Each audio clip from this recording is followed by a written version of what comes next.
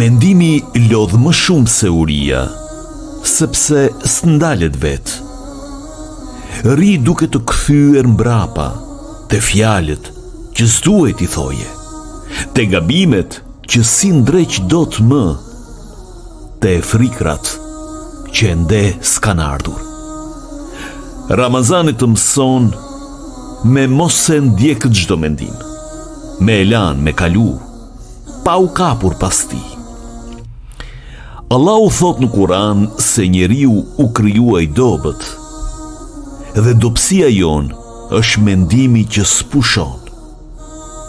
Nëse sot e ndale një mendim të keq, një dyshim të panevojshëm, një frikë që s'të ndihmon, ke bërë ibadet.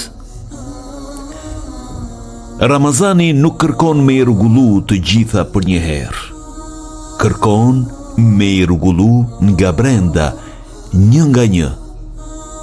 Sepse kur mendimi qetësohet, zemra merr frymë më lehtë.